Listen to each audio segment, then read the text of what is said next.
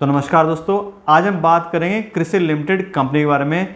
Company India की leading credit rating agency है और साथ साथ high and research and data provide करने की भी इंडिया की सबसे बढ़िया कंपनी है। और आज की इस वीडियो में हम इसी कंपनी का फंडामेंटल एनालिसिस करेंगे और देखेंगे कि आज की डेट में एज एन इन्वेस्टर क्या हमें इस कंपनी में इन्वेस्ट करना चाहिए या नहीं। और उसके साथ साथ हम कंपनी के फाइनेंशियल भी चेक करेंगे कि आज की डेट में कंपनी के रेवेन्यू और प्रॉफिट्स कैसे चल रहे हैं। और उसके बाद हम कंपनी की वैल्यूएशन करेंगे कि आज की डेट में कंपनी में किस प्राइस पे मिल रही है, कि क्या कंपनी अंडर वैल्यूड है या ओवर वैल्यूड है। तो दोस्तों ऐसा बताया कि क्रिसिल लिमिटेड एक क्रेडिट रेटिंग एजेंसी है। और आपको सबसे पहले हम ये बताते हैं कि क्रेडिट रेटिंग एजेंसी जो है वो क्या होती है। तो वैसे में तो आप में से काफ़ी लोगों को पता होगा कि क्रेडिट रेटिंग एजेंसी क्या होती है। तो क्रेडिट रेटिंग एजेंसी जो है ये उन कंपनीज को एनालाइज करती है जो कंपनियां डेट सिक्योरिटीज के थ्रू मार्केट से पैसा लोन लेना चाहते हैं या उधार लेना चाहते हैं। यानी कि बहुत सारी ऐसी बड़ी बड़ी कंपनियां मिड साइज की या एसएमईज जो बैंक से लोन लेना चाहते हैं, या फिर जो लोग अपने बॉन्ड्स इशू करते हैं, जो कंपनियां अपने कॉर्पोरेट बॉन्ड्स, एफडीज या डिबेंचर्स इशू करके मार्केट से पैसा लेते हैं, यानी कि अदर देन इक्विटी। तो उसके ऊपर कंपनी जो है वो एक फिक्स इंटरेस्ट के ऊपर लोन मिलता है उनको, और बाद में मैच्योरिटी के ऊपर वो अमाउंट उनको वापस पे करना पड़ता है। साथ साथ जो भी टाइमिंग इंटरेस्ट अमाउंट बनता है वो भी कंपनीज को पे करना पड़ता है। तो जो क्रेडिट रेटिंग एजेंसी हैं ये हर एक कंपनी का पूरा डेटा एनालाइज करके, पूरा फंडामेंटल एनालिसिस करके, पूरा फ्यूचर चेक करके फिर उनको एक रेटिंग प्रोवाइड करती हैं। जैसे कि हम बात करें तो AAA रेटिंग सबसे ज़्यादा मानी जाती है, फिर AAA plus, B, C, D, इस तरह से अलग अलग कंपनीज को अलग अलग रेटिंग मिलती है उनकी पोजीशन के हिसाब से, उनकी फाइनेंशियल पोजीशन के हिसाब से। और ये जो कंपनियां हैं ये उन सभी इन्वेस्टर्स को इन्फॉर्म करती हैं जो भी इन कंपनीज की सिक्योरिटीज में, डेट सिक्योरिटीज में अपना पैसा इन्वेस्ट करना चाह रहे हैं, कि क्या कंपनी टाइमली अपना इंटरेस्ट पेमेंट कर पाएगी, नहीं कर पाएगी, या जो मैच्योरिटी आएगी तब उस टाइम कंपनी टाइमली रीपेमेंट कर सकती है या नहीं कर सकती। ये सारा काम जो है वो एक क्रेडिट रेटिंग एजेंसी का होता है। और अगर हम बात करें इंडिया की, तो इंडिया में काफ़ी सारी क्रेडिट रेटिंग एजेंसीज हैं। मेन जो है कंपनी की, जो इंडिया में 7 बड़ी बड़ी क्रेडिट रेटिंग एजेंसीज हैं, उसमें से है क्रिसिल, उसके बाद इकरा, फिर क्रेडिट रेटिंग्स, फिर इंडिया रेटिंग्स एंड रिसर्च, फिर इन्फॉर्मेटिक रेटिंग्स, उसके अलावा स्मेरा और ब्रिकवर्क्स। ये सारी की सारी इंडिया की बड़ी बड़ी जो है वो क्रेडिट रेटिंग एजेंसी हैं। इसमें से जो 3 शुरू की हमने आपको बताई है, क्रिसिल, इकरा और के रेटिंग्स, ये ही सिर्फ 3 कंपनियां जो लिस्टेड कंपनियां हैं, बाकी सारी की सारी जो है वो प्राइवेट कंपनीज हैं। और अब हम बात करते हैं क्रिसिल लिमिटेड की। तो आपको बताते हैं क्रिसिल लिमिटेड जो है वो इंडिया की सबसे पहली क्रेडिट रेटिंग एजेंसी है। और इस एजेंसी को आईसीआईसीआई लिमिटेड, यूटीआई और बहुत सारे दूसरे फाइनेंशियल इंस्टीट्यूशन ने मिलकर के बनाया था। लेकिन आज की डेट में ये एस&पी ग्लोबल, जो वर्ल्ड की सबसे बड़ी क्रेडिट रेटिंग एजेंसी है, ये उसकी सब्सिडरी कंपनी है। और एस&पी ग्लोबल का 67% का स्टेक आज की डेट में क्रिसिल लिमिटेड में है। तो पहले शुरुआत इसकी आईसीआईसीआई लिमिटेड और यूटीआई ने मिलकर की थी, लेकिन आज ये एस&पी ग्लोबल का एक पार्ट है और इंडिया के अंदर काफ़ी स्ट्रॉन्ग पोजीशन ये कंपनी होल्ड करती है। इसका अगर हम बात करें ओवरसीज बिजनेस की कंपनी के, तो कंपनी इंडिया के अलावा यूएस, यूके, यूरोपियन कंट्रीज और बहुत सारी अदर एशियन कंट्रीज में भी अपना काम करती है।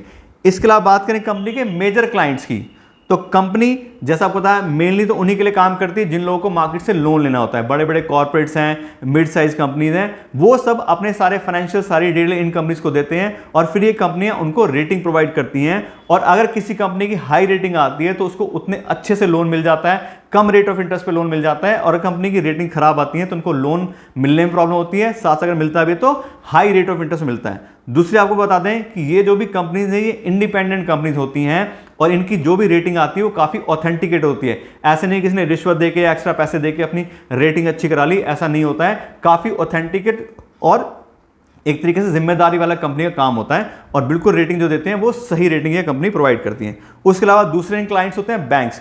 बैंक्स को भी उन कंपनीज को लोन देना होता है, तो बैंक भी इनकी क्रेडिट रेटिंग चेक करते हैं और उसके बाद में डिसाइड करते हैं कि इस कंपनी को लोन देना है, नहीं देना है, किस प्राइस पे देना है, कितना लोन देना है। तो बैंक्स भी इन सारी क्रेडिट रेटिंग्स को यूज करते हैं। उसके अलावा बहुत सारे फाइनेंशियल इंस्टीट्यूट होते हैं, जो हमारे म्यूचुअल फंड हाउस है वो होते हैं, क्योंकि वो लोग भी डेट सिक्योरिटी में अपना पैसा इन्वेस्ट करते हैं फिक्स इनकम के लिए, वहाँ से सेम इंटरेस्ट जो उनको मिलता रहता है हर साल।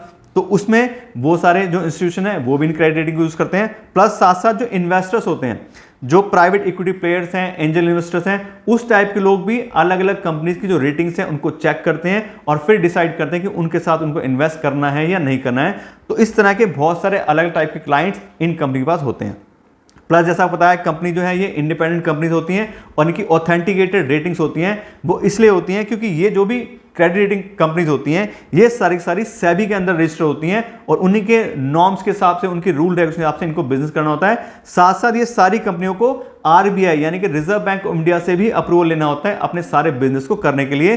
तो ऐसे ही क्रिसिल भी सेबी के साथ भी रजिस्टर है और आरबीआई से भी सारा अप्रूवल मिला हुआ है उसको अपना जो बिजनेस है उसको कंडक्ट करने के लिए। और इसके अलावा जैसा आपको पता है कंपनी क्रेडिट रेटिंग के अलावा और भी कई बिजनेस करती है। तो आपको बता दें कंपनी मेनली 3 बिजनेस सेगमेंट में काम करती है। सबसे पहला है रेटिंग बिजनेस, दूसरा कंपनी का है रिसर्च बिजनेस और थर्ड है एडवाइजरी बिजनेस। सबसे पहले हम बात करते हैं कंपनी के रेटिंग बिजनेस की। रेटिंग बिजनेस से कंपनी को 28% का रेवेन्यू आता है और जैसा हमने पहले भी आपको बताया इंडिया की सबसे बड़ी और ऑथेंटिकेटेड रेटिंग एजेंसी है।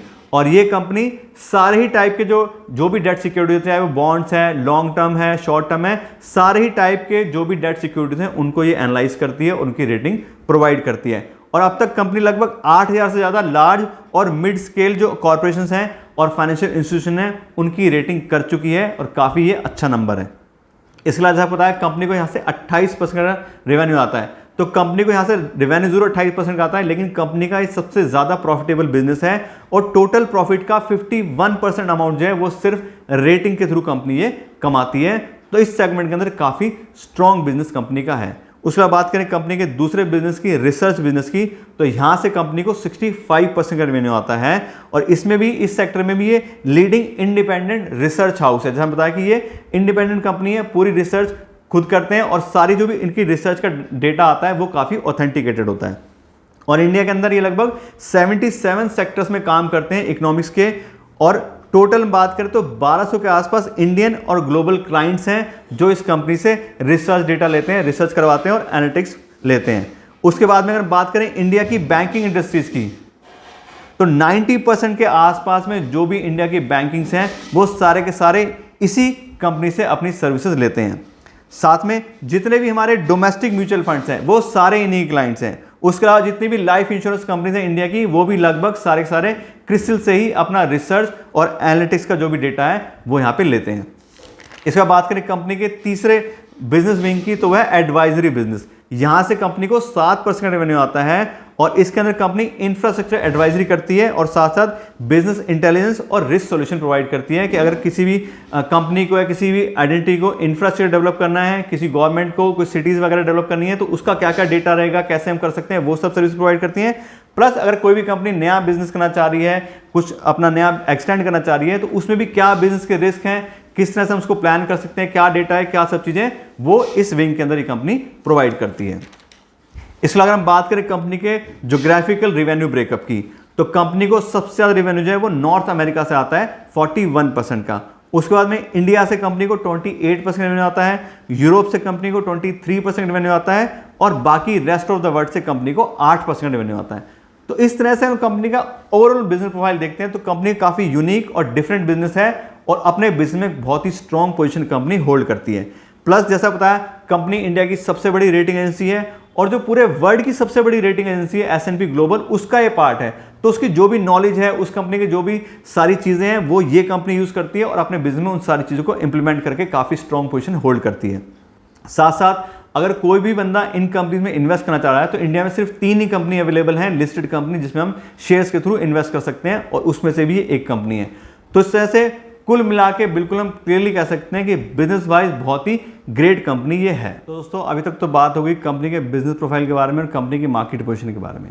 अब हम बात करें कंपनी के फाइनेंशियल के बारे में कि आज की डेट में कंपनी के रेवेन्यू और प्रॉफिट्स कैसे चल रहे हैं जिससे हमें कंपनी के बारे में डिटेल नॉलेज मिल सके। और मैं आपको बता दूं किसी भी कंपनी का फाइनेंशियल एनालिसिस करने के लिए मैं पिछले 5 साल का डेटा यूज़ करता हूं जिससे हमें सारे पैरामीटर के बारे में अच्छे से नॉलेज मिल सके। और अब हम चेक करते हैं कंपनी के पिछले 5 साल का डेटा। सबसे पहले जो हम पैरामीटर कंपनी का चेक करते हैं वो होता है रेवेन्यू। रेवेन्यू चेक करने से हमें ये पता लगता है कि कंपनी के अंदर ग्रोथ कैसे चल रही है, कंपनी के रेवेन्यूज इंक्रीज हो रहे हैं नहीं हो रहे हैं। तो यहाँ पे हम जो पिछले 5 साल का डेटा ले रहे हैं वो 2017 से ले रहे हैं क्योंकि ये कंपनी कैलेंडर ईयर को ही अपना फाइनेंशियल ईयर मानती है। और यहाँ पे देखें तो 2017 के अंदर कंपनी का जो रेवेन्यू था वो था 1658 करोड़ पे और हर साल लगभग कंपनी के रेवेन्यूज इंक्रीज हुए हैं। बहुत ज़्यादा अमाउंट में तो नहीं है लेकिन 100 करोड़ 200 करोड़ के आसपास इंक्रीज हुए हैं। लेकिन 2021 में हम देखें तो काफ़ी अच्छे से इंक्रीज होकर 2300 करोड़ पे काफ़ी अच्छे कंपनी के रेवेन्यू में ग्रोथ दिखाई है। इससे हमें यही पता लगता है कि कंपनी के अंदर ग्रोथ आ रही है और आगे भी हम यही उम्मीद करते हैं कंपनी के अंदर ग्रोथ ऐसे ही चलती रहेगी। इसमें बात करें कंपनी के अगर ऑपरेटिंग प्रॉफिट मार्जिन की तो हम यहाँ पे देखें तो पिछले 5 साल से काफ़ी स्टेबल कंपनी का ऑपरेटिंग प्रॉफिट मार्जिन है। हर साल 26%, 27% के आसपास काफ़ी अच्छा कंपनी का ऑपरेटिंग प्रॉफिट मार्जिन कंपनी को मिल रहा है। और इससे हमें यही पता लगता है कि कंपनी के जो भी एक्सपेंस होते हैं, एम्प्लॉय कॉस्ट है क्योंकि सर्विस कंपनी है तो मटेरियल वगैरह तो नहीं होता है, तो जो भी कंपनी के ओवरहेड एक्सपेंसेस हैं या अगर मार्केटिंग के एक्सपेंस हैं उनको कंपनी काफ़ी अच्छे से मैनेज कर पा रही है, अपनी प्राइसिंग को कंपनी काफ़ी अच्छी रख पा रही है, इसीलिए कंपनी के पास में इतने अच्छे ऑपरेटिंग प्रॉफिट मार्जिन आ रहे हैं। इसमें बात करें अगले पैरामीटर की तो ये हमारा है नेट प्रॉफिट। और यहाँ पे भी देखें तो पिछले 5 साल से काफ़ी स्टेबल कंपनी का नेट प्रॉफिट आ रहा है 300 करोड़, 350 करोड़, और 2021 में कंपनी का 466 करोड़ रुपये का काफ़ी अच्छा नेट प्रॉफिट आया है। पिछले 5 साल से हर साल कंपनी प्रॉफिट में रही है, कोई भी साल ऐसा नहीं है कि कंपनी को लॉस झेलना पड़ा हो। इसमें बात करें अगले पैरामीटर की तो अगला हमारा पैरामीटर है डिविडेंड पे आउट। और यहाँ पे देखें तो पिछले 5 साल से हर साल कंपनी ने डिविडेंड पे किया है और बहुत ही अच्छे अमाउंट में पे किया है। 60% से 70% के बीच में हर साल कंपनी अपना जो है डिविडेंड पे आउट कर देती है। और ये भी काफ़ी अच्छा साइन है उन लोगों के लिए जो ऐसी कंपनीज में इन्वेस्ट करना चाह रहे हैं जो टाइमली हर साल डिविडेंड पे करते रहें और कुछ पैसा लोगों को डिविडेंड के थ्रू मिलता रहे। इसमें बात करें कंपनी की कंपाउंडेड सेल्स ग्रोथ की तो पिछले 5 साल में कंपनी की कंपाउंडेड सेल्स ग्रोथ आ रही है 8% की। उसके अलावा कंपाउंडेड प्रॉफिट ग्रोथ की बात करें तो पिछले 5 साल में कंपनी का जो प्रॉफिट है वो 9% से इंक्रीज हुआ है। उसके बाद बात करें कंपनी के स्टॉक प्राइस के CAGR की तो पिछले 5 साल में कंपनी का जो स्टॉक प्राइस है वो 11% से इंक्रीज हुआ है और ये भी अच्छे नंबर हैं। कंपनी में ग्रोथ काफ़ी अच्छी हमें यहाँ पे दिखाई दे रही है, कंपनी का प्रॉफिट भी इंक्रीज हो रहा है, साथ साथ कंपनी के रेवेन्यूज भी इंक्रीज हो रहे हैं। उसके बाद करें अगले पैरामीटर की तो अगला हमारा पैरामीटर है रिटर्न ऑन इक्विटी। और यहाँ पे देखें पिछले 5 साल का डेटा तो यहाँ पे भी कंपनी का रिटर्न ऑन इक्विटी 30% का आ रहा है और ये भी काफ़ी अच्छा नंबर है क्योंकि 15% या उससे ज़्यादा किसी भी कंपनी का अगर रिटर्न ऑन इक्विटी होता है तो उसको काफ़ी अच्छी कंपनी माना जाता है। यहाँ पे 30% आ रहा है जो कि मार्क्स से जस्ट डबल के आसपास है। इसके बाद करें हम अगले पैरामीटर की तो अगला हमारा पैरामीटर है डेट बाय इक्विटी रेशो। और डेट बाय इक्विटी रेशो से हमें ये पता लगता है कि कोई भी कंपनी अगर अपना बिजनेस कर रही है तो अपना कितना पैसा इन्वेस्ट किया हुआ है और साथ साथ लोन लेके कितना बिजनेस कर रही है, क्योंकि अगर कोई भी कंपनी ज़्यादा लोन लेती है तो उतना ज़्यादा इंटरेस्ट का बर्डन उसको आता है। लेकिन यहाँ पे बात करें क्रिसिल की तो इसका डेट बाय इक्विटी रेशो आ रहा है 0.07, यानी कि अगर 100 रुपये इक्विटी के हैं तो सिर्फ 7 रुपये कंपनी ने बिल्कुल मामूली सा लोन लिया हुआ है। तो इसलिए कंपनी को कोई खास डेट की या इंटरेस्ट पेमेंट की कोई प्रॉब्लम फिलहाल नहीं आने वाली है। तो इस तरह अगर कंपनी के सारे फाइनेंशियल हम चेक करें तो हम देख लिया कंपनी के रेवेन्यूज भी अच्छे से इंक्रीज हो रहे हैं, कंपनी का ऑपरेटिंग प्रॉफिट मार्जिन बढ़िया है, साथ साथ कंपनी में सेल्स ग्रोथ, प्रॉफिट ग्रोथ ये भी काफ़ी अच्छी दिखाई दे रही है और कोई भी खास डेट कंपनी के पास में नहीं है, तो कंपनी को इंटरेस्ट की भी कोई प्रॉब्लम नहीं आएगी। तो इनको चेक करके बिल्कुल हम क्लियरली देख सकते हैं कंपनी में काफ़ी स्ट्रॉन्ग जो फाइनेंशियल्स वो अवेलेबल हैं। तो दोस्तों अभी तक तो बात होगी कंपनी के फाइनेंशियल्स के बारे में और कंपनी की बिजनेस प्रोफाइल के बारे में। अब हम बात करें कंपनी की वैल्यूएशन के बारे में कि आज की डेट में कंपनी में किस प्राइस पे मिल रही है, कि क्या कंपनी अंडर वैल्यूड है या ओवर वैल्यूड है। और मैं आपको बता दूं किसी भी कंपनी का वैल्यूएशन करने के लिए मैं यूज़ करता हूँ डिस्काउंटेड कैश फ्लो एनालिसिस, और उसके अंदर हम कंपनी को फ्री कैश फ्लो कर वैल्यू करते हैं, कंपनी कितना फ्री कैश फ्लो जनरेट कर पा रही है, उसके हिसाब से उसकी कितनी वैल्यू बनती है। और अगर आप भी सीखना चाहते हैं हम किस तरह से खुद से किसी कंपनी की वैल्यूएशन कर सकते हैं तो मैंने उसके लिए अपने चैनल पे ऑलरेडी एक वीडियो बनाई हुई है, उसका लिंक मैं डिस्क्रिप्शन में दे दूंगा, आप उस वीडियो को भी चेक कर सकते हैं।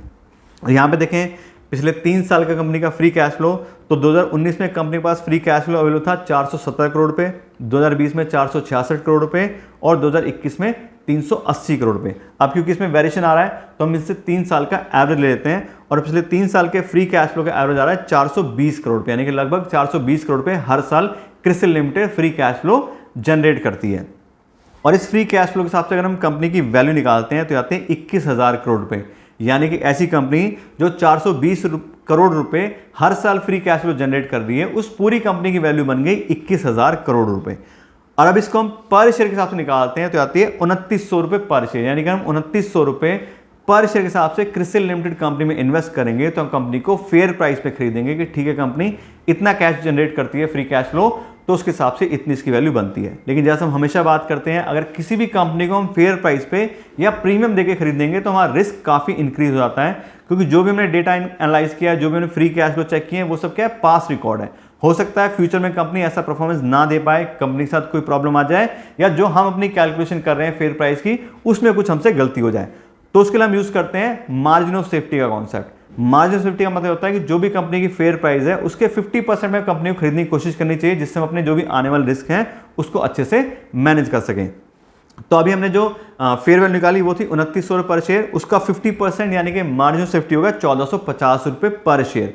तो अगर हम 1450 रुपये पर शेयर के हिसाब से क्रिसिल लिमिटेड कंपनी में इन्वेस्ट करेंगे तो हम कंपनी को काफ़ी सस्ते दामों पर खरीदेंगे, साथ साथ हमारे जो भी आने वाले रिस्क हैं उनको भी अच्छे से मैनेज कर पाएंगे। ये तो हो गई हमारी बात अब कि हमें कौन सा प्राइस ठीक लगा कंपनी में इन्वेस्ट करने के लिए।